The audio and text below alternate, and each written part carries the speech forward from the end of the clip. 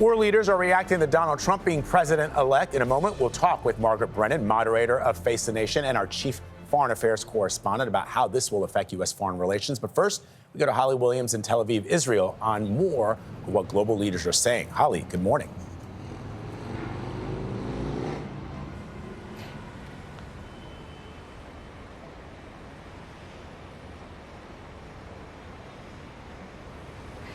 Good morning, Vlad. The leaders of several U.S. allies, including France, the United Kingdom, Germany, Australia and Japan, have all sent fairly standard messages of congratulations to President-elect Trump.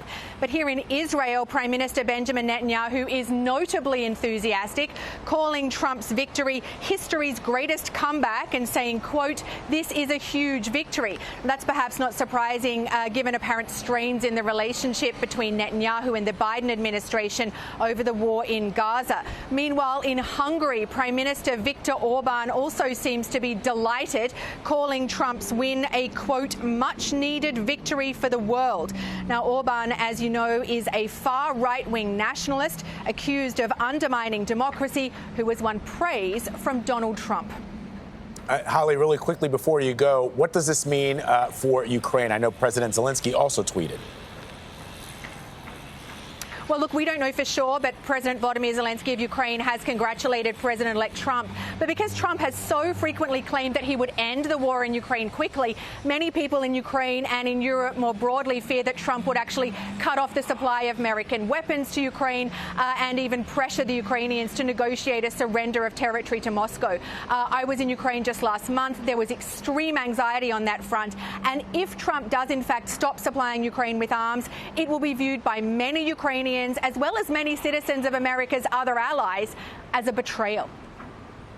All right, Holly Williams for us in Tel Aviv. Holly, thank you very much.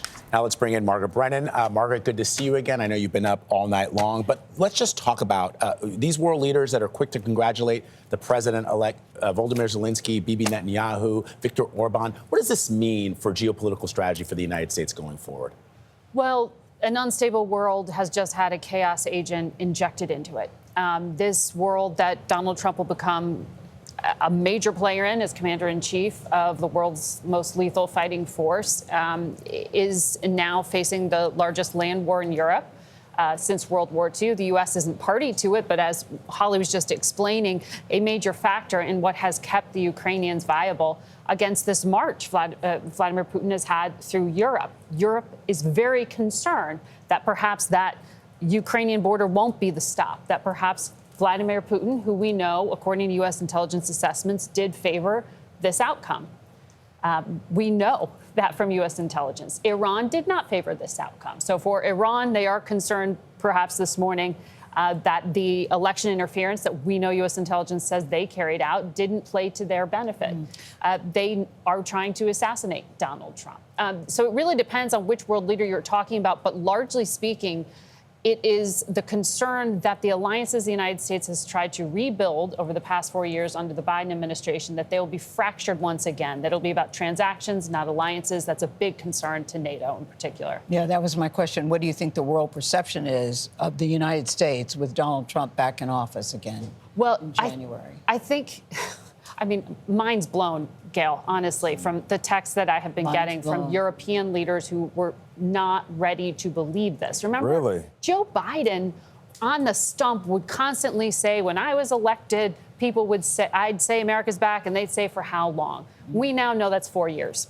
And we know that one of the biggest concerns, bipartisan concerns, is what happens next with China. Their military has been told to be on standby for 2027, possible capture of Taiwan. All right, Margaret, thank you so much.